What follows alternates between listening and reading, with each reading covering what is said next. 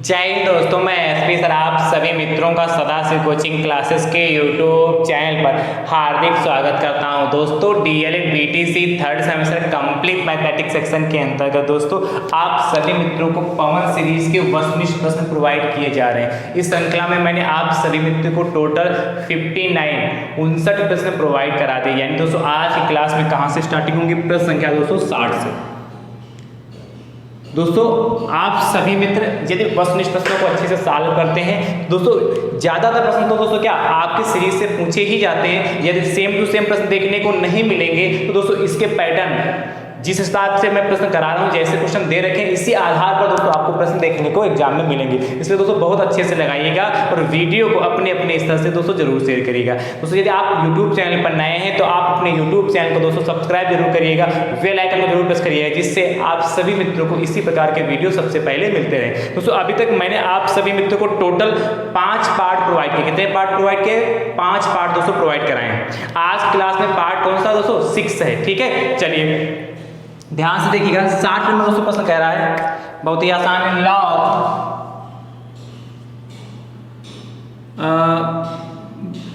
Base 10 की power 4 का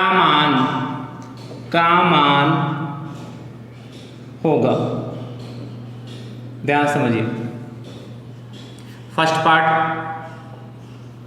ये सेकेंड पार्ट, फिर थर्ड और ये फोर्थ। ठीक है, देखिए पहला ऑप्शन दोस्तों आपके पास है इसका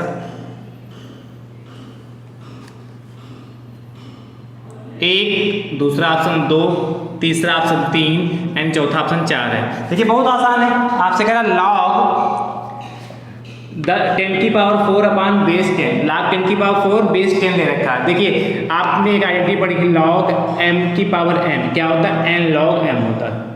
ठीक, जो पावर लगी होती है वो पहले आ जाती है। तो यहाँ क्या log बेस 10 है और यहाँ 10 की पावर 4 है। तो देखिए 10 की पावर 4, यहाँ m की पावर n, तो देखिए n यहाँ m कितना है? 10 है, n कितना? 4, तो पहले आ जाएगा। तो 4 log 10 बेस 10। आप जानते हैं log a base log a क्या होता है? 1 होता है, इसलिए 4 आ जाएगा। log 10 बेस 10 की वैल्यू कितनी? 1 होती, तो 4 आ जाएगा। इनके ऑप्शन नंबर दोस्तों आपका चौथा सही हो जाएगा। ठीक है, इसके बाद अगला देखिएगा 60 के बाद 61 नंबर क्वेश्चन। ध्यान से 61 दोस्तों कह रहा है 61 कह रहा 4x² प्लस 12xy में क्या जोड़ें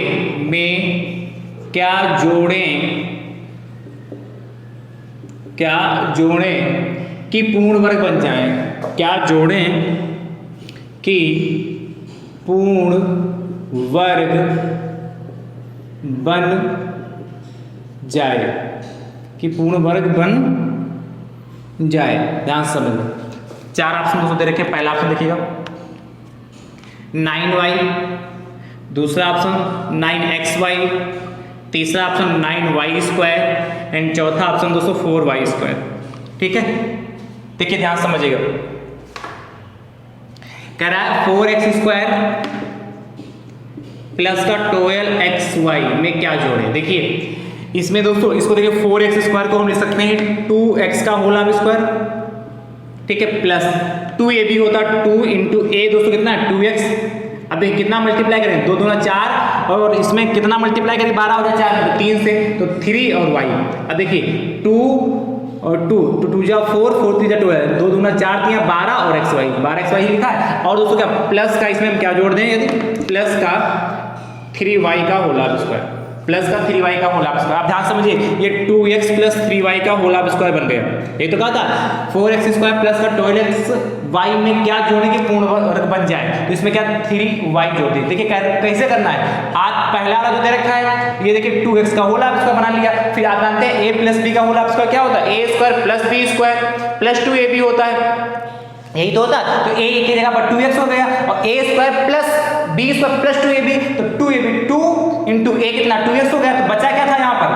देखो 2 दूना 4 हो गया था। अब 12 यहाँ था, यहाँ 4 है, तो 4 को किससे मल्टीप्लाई करेंगे? 12 हो जाए, तो 4 3 12 3 कर दिया। यहाँ y था, यहाँ क्या 12x ही था, इसलिए y से मल्टीप्लाई कर 3y आया, यही हमारा b होगा, यही स्क्वायर कर दिया। यानी कि देखिए आप देखिए 3y का स्क्वायर कितना होता है 3y का स्क्वायर, देखिए 3y स्क्वायर इसमें दे रखा नहीं दे रखा है, तो 3 का स्क्वायर 9 होता है, y का स्क्वायर y, तो 9y स्क्वायर, यानी कि ऑप्शन नंबर दोस्तों आपका थर्ड सही हो जाएगा।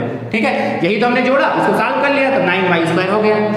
आपके जो पवन सीरीज में ऑप्शन दोस्तों ये दे रखा है 9xy दे रखा है, ये तो उसमें गलत प्रिंट हो गया है। ठीक है, ये ऑप्शन इसका थर्ड होगा। ठीक है, चलिए इसे देखिए पवन सीरीज में हो सकता है कुछ प्रश्न इधर उधर ऑप्शन क्या लिखने में या प्रिंट करने में कहीं ना कहीं दिक्कत हो सकती है, हो गई हो, तो दोस्तों इस हिसाब से क्या पवन सीरीज के जब प्रश्न सॉल्व कराएंगे तो दोस्तों यहाँ से आपका एग्जैक्ट सही आंसर आपको पता चल जाएगा, है कि नहीं। देखिए उसमें क्या सीरीज में ऑप्शन बी दे रखा है, ठीक, दूसरा दे रखा है, पर होगा कौन सा, तीसरा होगा। ठीक है, अगला देखिएगा 61 के बाद दोस्तों 65 नंबर 62, 65 नंबर दोस्तों आपसे कह रहा है, बहुत ध्यान से समझिएगा। 62 कह रहा है यदि 4 प्रेक्षणों का माध्य, यदि 4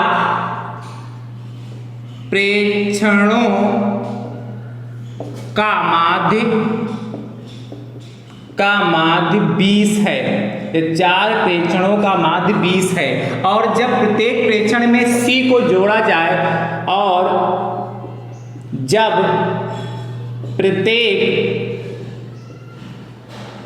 प्रेक्षणों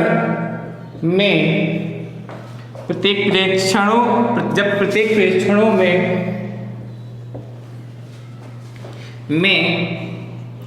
C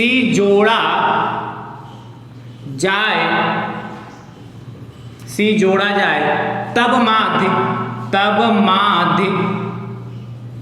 22 हो जाता है,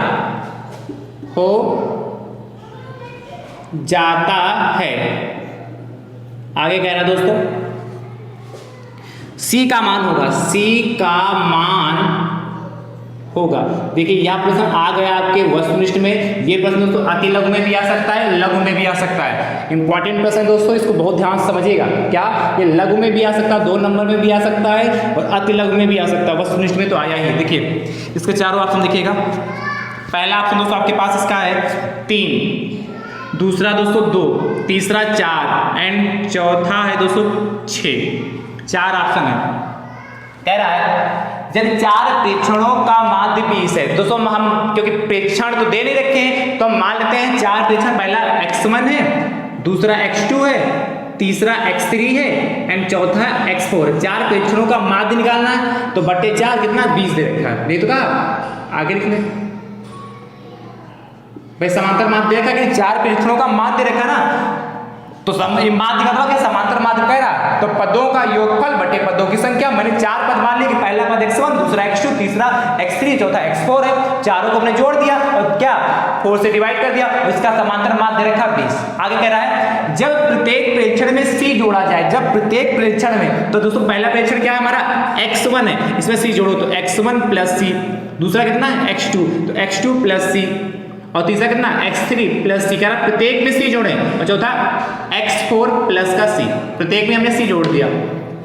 अच्छा तो प्रेक्षक तो 4 ही रहेंगे, तब भी तो दोस्तों प्रेक्षक आपके 4 ही तो रहेंगे, नहीं रहेंगे 4 ही तो रहेंगे, तो बटे 4 कर देंगे भाई। ये देखिए पहला प्रेक्षक x1 plus C, x2 plus C दूसरा, x3 प्लस C तीसरा, x4 प्लस C चौथा हो गया। और कितना तब दोस्तों क्या होता है, जब प्रत्येक प्रेक्षणों में C जोड़ दिया जाए तब माध्य मतलब समांतर माध्य 22 हो जाता है 22। बस सॉल्व कर ले, आप ध्यान समझिएगा। देखिए यहाँ कितना x1 प्लस x2 पास कर लें, प्लस x3 प्लस x4, ठीक है। यहाँ C 1 2 3 4 जगह C है तो 4C बटे दोस्तों पूरे का बटे 4 हो जाएगा, इधर 22 हो गया। अब ध्यान समझिएगा, पूरे का बटे 4 इधर 22 हो गया। यहाँ से देखिए मैं इसको अलग अलग कर रहा हूँ, जब अलग अलग करेंगे तो ये दोस्तों जो 4 है ये इतने के बटे में आ जाएगा, और यही 4 दोस्तों यहाँ भी चला जाएगा। जब अलग अलग करेंगे दोस्तों तो यहाँ 4 क्या होगा, डिवाइड हो जाएगा सबके बटे में, ठीक है भाई। एलसीएम ले लो यहाँ से, जब एलसीएम लोगे तो यही तो आएगा x1 plus x2 plus x3 plus x4 और 4C बटे 4 ही तो आएगा। समझ पाए कि नहीं समझ पाए, आप ध्यान समझिए। ये देखिए x1 plus x2 plus x3 plus x4 by 4, ये 20 है कि नहीं, तो यहाँ पर 20 हो जाएगा। यहाँ देखिए 4 एकम 4 4 एकम 4, तो खाली यहाँ C बचा जाएंगे 22। देखो c बराबर 22 माइनस का 20 प्लस का 20 बराबर तो हो जाएगा, तो माइनस का 20 हो जाएगा। c बराबर दोस्तों 2 आ गया, 22 में से 20 जाएगा, 2 ही तो बचेगा, यानी कि ऑप्शन नंबर दोस्तों हमारा सेकंड सही हो जाएगा। समझ पाए क्या? समझ पाए? तो अच्छा प्रश्न है और ध्यान से लगाइएगा। अगला 62 के बाद उसको कह रहा है 63, 63। ध्यान से देखिएगा 63 नंबर क्या कह रहा है आपसे। कह रहा है यदि a minus 1 comma a plus 5 comma a plus 11 और a प्लस 17 और a प्लस 17, ठीक है, का समांतर माध्य 10 है, का समांतर माध्य 10 है, का समांतर माध्य 10 है। आगे कह रहा है तो a का मान है, तो a का मान है, तो a का मान है। ध्यान समझिए इसके ऑप्शन दोस्तों -5, -2, 2 और 5। देखिए क्या होगा इसका आंसर। आपसे कह रहा है कि a माइनस 1 और a प्लस 5 और a प्लस 11 a प्लस 17, ये कितने पद हैं? 4 पद है, पहला, दूसरा, तीसरा, चौथा। तो पदों का योगफल बटे पदों की संख्या कितनी? 4। और कितना दे रखा है? समांतर माध्य 10 दे रखा। तो चाहे इधर लिख लो चाहे उधर लिख लो। समझ पाए कि नहीं? 4 पद है, चारों पदों को जोड़ दिया। पहला पद a माइनस 1, दूसरा a प्लस 5, तीसरा a प्लस 11 एंड चौथा a प्लस 17 होगा, और 4 से डिवाइड कर दिया। क्रॉस मल्टीप्लिकेशन कर 40 इक्वल टू, देखिए 1 2 3 4 जगह है, इसलिए 4 ही हो जाएगा। देखिए इधर कितना हो जाएगा? 11 और 5 16 और 16 17 33, 16 17 अच्छा 33 हुआ, और 33 में से एक जाएगा तो बचेगा 32। समझ पाए कि नहीं? देखिए 5 और 11 17, 5 11 16 और 16 17 33, और 33 में से क्या है? 32, उसको उठा के इधर लाएंगे तो 40 माइनस 32 इक्वल टू 4 है। 40 में से 32 जाएगा तो 8 बराबर 4 है, तो a बराबर 8/4, 4 एकम 4, 4 दूनी 8, a बराबर 2 आ गया। ठीक है, a बराबर 2। ऑप्शन नंबर दोस्तों आपका तीसरा सही हो गया। ठीक है, चलिए अगला दोस्तों ध्यान से देखिएगा 64 नंबर 64। 64 क्या कह रहा है? 64 नंबर दोस्तों आपसे कह रहा है, तो ध्यान से, एक वृत्त की त्रिज्या 5 सेंटीमीटर, एक वृत्त की त्रिज्या 5 सेंटीमीटर है। बाह्य बिंदु से वृत्त पर खींची गई स्पर्श रेखा, बाह्य बिंदु से वृत्त पर खींची गई स्पर्श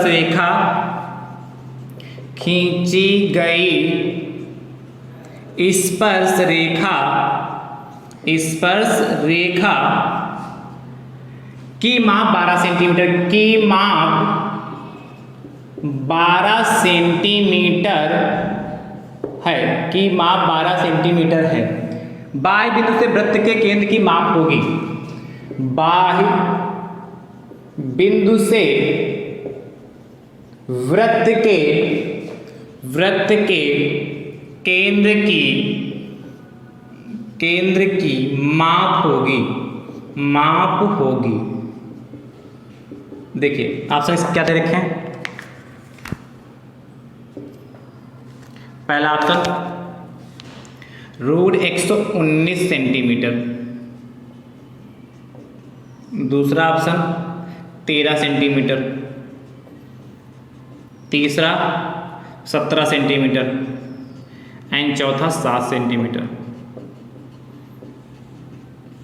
ठीक है, अब ध्यान समझिए। अच्छा प्रश्न है,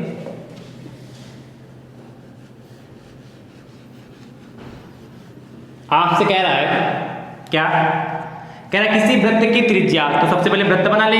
देखिए ये बन गया वृत्त, किसी वृत्त की त्रिज्या कह रहा है, तो ये मान लेते हैं वृत्त की त्रिज्या हो गई हमारी कितनी, 5 सेंटीमीटर, ये हो गया। कह रहा है किसी वृत्त की त्रिज्या बाह्य बिंदु से वृत्त पर खींची गई स्पर्श रेखा, तो बाह्य बिंदु से मान लेते हैं ये वृत्त पर खींची गई स्पर्श रेखा है, ओ ए बी स्पर्श रेखा होगी।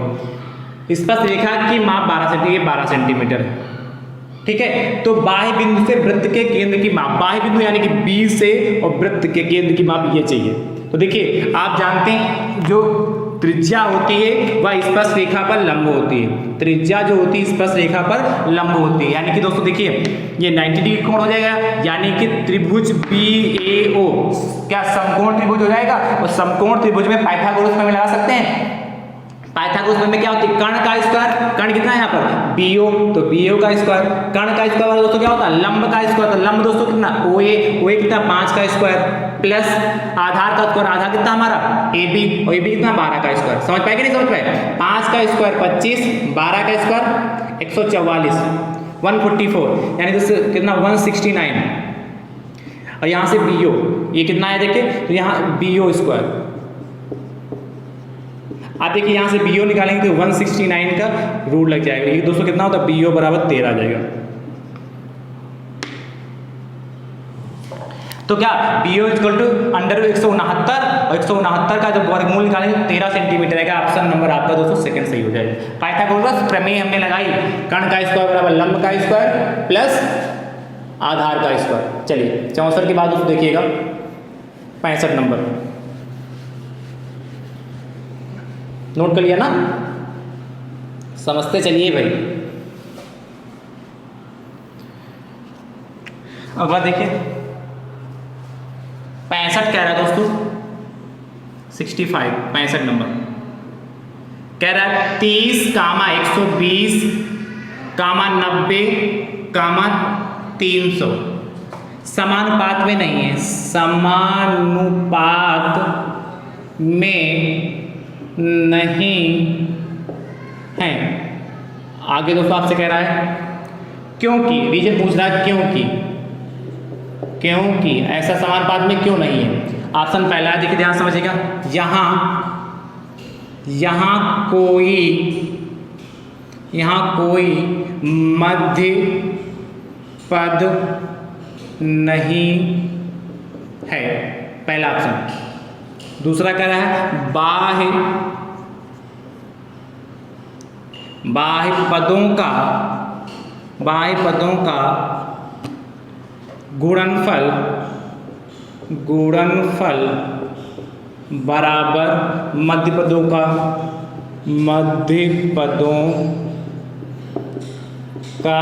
गुणनफल नहीं है। अगला तीसरा कह रहा है बाह्य पदों का गुणनफल बराबर मध्य पदों का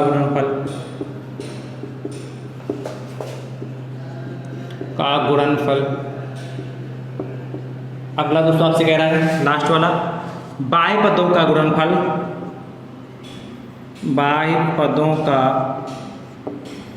गुणनफल 900 है। ये 4 ऑप्शन दे रखे हैं, 900 नहीं 9000 कह रहा है। आपसे कह रहा है 30, 120, 90 और 300 समानुपात में नहीं है, क्योंकि आप जानते हैं जब 4 राशियां दे रखी हो समानुपात में होता है तो क्या होता है, इनके बाह्य पदों का गुणनफल ये और ये आपस में बराबर हो। 30 की मल्टीप्लाई 300 से करेंगे तो 3 दिया 9, 9000 आ जाएगा, ठीक है। और 120 की मल्टीप्लाई कितने करेंगे इससे, तो 12 9 108 होता है। 12 9 तो कितना होता है, 12 9 108 होता है और 2 0 ये आएगा। देखिए क्या ये बराबर है, 10,800 है, वो कितना 9000 है। और रीजन क्या होता है, कह रहा है समानुपात में नहीं, क्यों नहीं है, क्योंकि दोस्तों क्या बाह्य पदों का गुणनफल जो है मध्य पदों का गुणनफल नहीं है, क्योंकि बाह्य पदों का गुणनफल जो है मध्य पदों का गुणनफल नहीं है, इसीलिए समानुपात में नहीं है, ठीक है, नोट कर लीजिए। चूंकि बाह्य पदों का जो गुणनफल है मध्य पदों का गुणनफल नहीं है, इसीलिए क्या है, समानुपात में नहीं है। समझ पाए कि नहीं समझ पाए? क्लियर? अगला देखिएगा 66 नंबर, 65 के बाद 66, 66 नंबर दोस्तों आपसे कह रहा है, ध्यान से कह रहा है,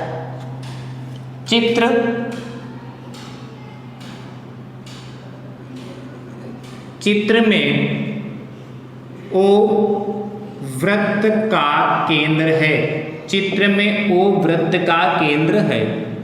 ठीक है, अच्छी बात है। आगे कह रहा और एंगल ए ओ बी बराबर 80 डिग्री, तो एंगल ए डी बी का मान की माप होगी, देखिए की माप होगी। चित्र बना मिलेगा इसमें, देखिए अभी बना के देते हैं, ध्यान से देखिए। ऑप्शन क्या दे रखा, पहले ऑप्शन लिख लीजिए। पहला ऑप्शन 40 डिग्री, दूसरा ऑप्शन 80 डिग्री, तीसरा ऑप्शन 100 डिग्री एंड चौथा ऑप्शन 160 डिग्री। ध्यान से ये फिगर दोस्तों बना है।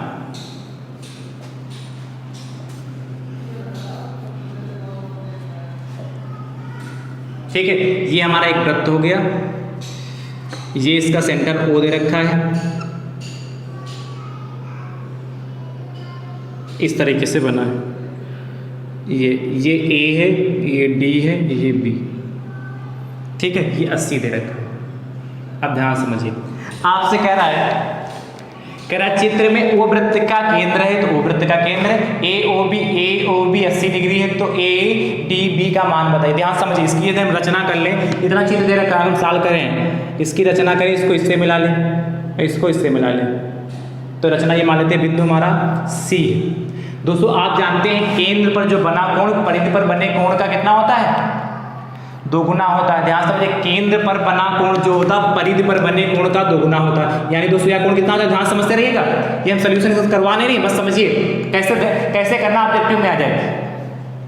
केंद्र पर जो बना कोण था परिधि पर बने कोण का दोगुना होता है, या इसका उल्टा कहें, जो परिधि पर जो कोण बनता है केंद्र पर बने कोण का आधा होता है। यानी दोस्तों जब यह 80 है तो यह कितना हो जाएगा, 40 हो जाएगा कि नहीं, ये समझ पाए कि नहीं। जब यह 80 है तो ये 40 होगा, क्यों, क्योंकि परिधि पर बना जो कोण होता है केंद्र पर बने कोण का क्या होता है, आधा होता है। या कहें केंद्र पर जो बना कोण होता है परिधि पर बने कोण का दोगुना होता है, ये 40 तो 80, सही है। और चीज देखिए, ध्यान समझिए, एक चीज और समझिए, देखिए ए बी बी सी, क्या ए डी बी सी, ये एक चक्रीय चतुर्भुज है। वो आप जानते हैं चक्रीय चतुर्भुज के आमने सामने कोणों का योगफल 180 डिग्री होता है। कितना होता है, 180 डिग्री होता है। यानी दोस्तों क्या हो जाएगा हमारा, ध्यान समझिएगा, एंगल ए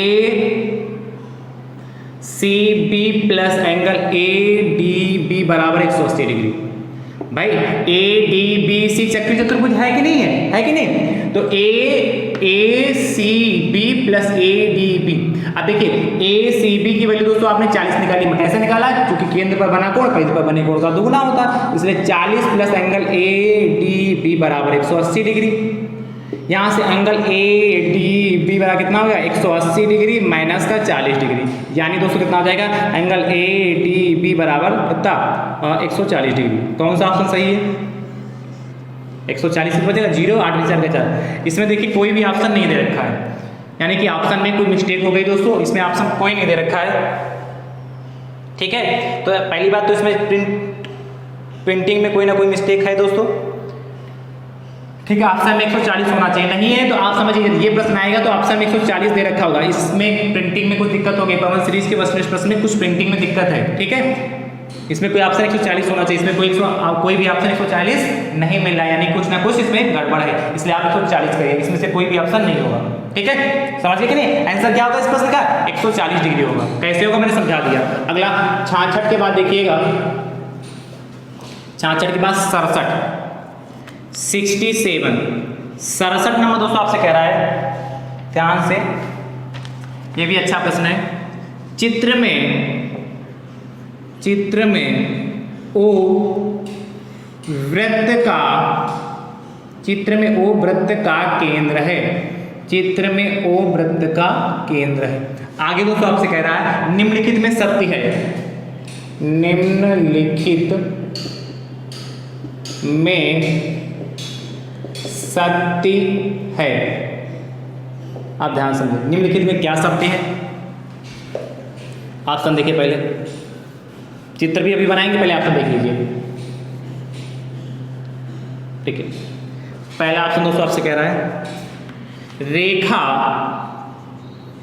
PQ वृत्त का व्यास है, वृत्त का व्यास है, रेखा PQ वृत्त का व्यास। दूसरा, रेखा CD वृत्त की छेदिका है, छेदिका है। ठीक है, अगला दोस्तों कह रहा है आपसे ऑप्शन नंबर तीसरा, रेखा खंड, रेखा खंड OR वृत्त की जीवा है। अगला ASBA त्रिज्यखंड है, खंड है। पहले चित्र देखिए, चित्र भी बड़ा भौगोलिक बना है, ध्यान से। ये यहाँ पर ऐसे, ये ऐसे बना है, ये A है, ये B है, फिर वृत्त का केंद्र O और R, फिर C और D है, फिर P एंड Q है। ध्यान समझिए, इतना दोस्तों बना है। पहला कह रहा है चित्र में ओ वृत्त का केंद्र निम्नलिखित में सत्य ढूंढना। सही है ऑप्शन कौन सा, कह रहा है PQ वृत्त का व्यास है। देखिए PQ वृत्त का व्यास नहीं, PQ वृत्त की क्या है, स्पर्श रेखा है, यानी कि ये ऑप्शन दोस्तों गलत हो गया। दूसरा कह रहा है रेखा CD वृत्त की छेदिका है, रेखा CD वृत्त की छेदिका मतलब छेदक रेखा है, तो सही बात है। रेखा जो CD है वृत्त को छेदती हुई इधर से देखिए यहाँ से गई और यहाँ बाहर निकल गई, तो यानी कि रेखा CD वृत्त की छेदक रेखा, यानी कि ऑप्शन नंबर दोस्तों हमारा सेकंड सही हो जाएगा। अगला चेक कर लेते हैं, रेखाखंड OR वृत्त की जीवा है। OR वृत्त की जीवा नहीं, OR क्या, वृत्त की त्रिज्या है, तो नजर आइए आ रहा है। अगला कह रहा है ASBA त्रिज्यखंड है, ASB नहीं क्या, यही तो कह रहा है AS, हाँ ठीक सही तो है, ASBA त्रिज्यखंड है। त्रिज्यखंड नहीं दोस्तों, क्या वृत्तखंड है। ASBA जीवा के द्वारा दोस्तों, जीवा और चाप के द्वारा जो खंड बनकर तैयार होता है वह दोस्तों हमारा क्या कहलाता है, वृत्तखंड कहलाता है, ना कि त्रिज्यखंड कहलाता है। यानी दोस्तों ये भी ऑप्शन गलत, ये भी ऑप्शन गलत। ठीक है, ऑप्शन हमारा सेकंड सही हो जाएगा। चलिए नोट कर लीजिए। अगला देखिए 67 के बाद दोस्तों 68 नंबर 68 कह रहा है ₹2000 का 5% वार्षिक सरल ब्याज, वार्षिक सरल ब्याज की दर से 2 वर्ष का ब्याज की दर से 2 वर्ष का ब्याज, 2 वर्ष का ब्याज होगा, 2 वर्ष का ब्याज होगा। ध्यान समझिए क्या ऑप्शन इसके हैं।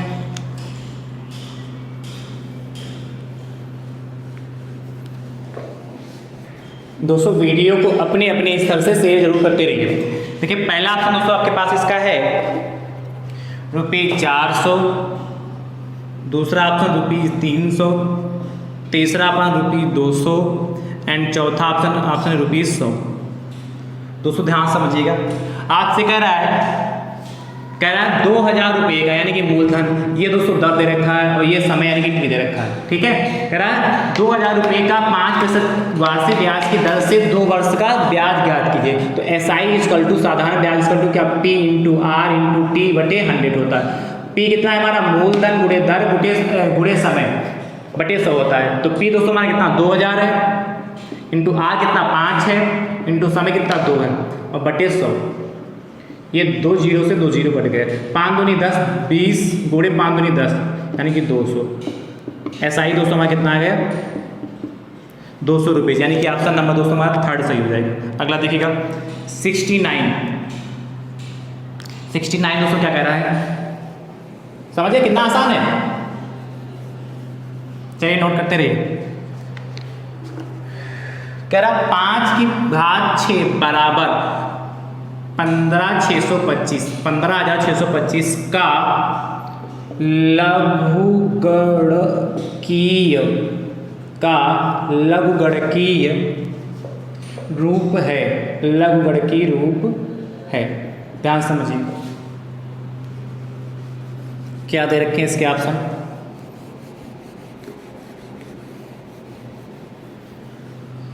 इसका लघुगणकीय रूप लिखना है।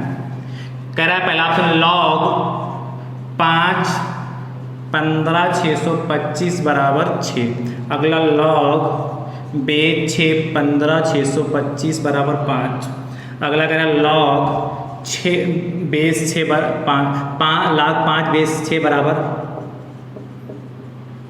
अगला कह रहा है log 6 बेस 5 बराबर 15,625।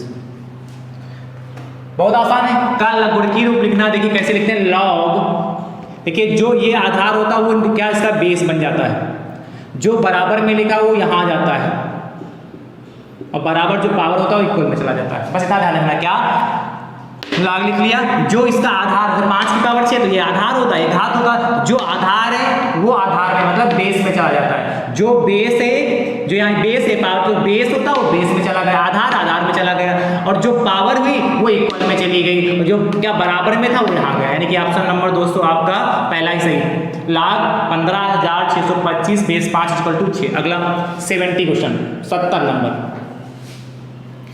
नंबर दोस्तों देखिएगा, कह रहा है यदि 16:8 समानुपात 8:x तो x का मान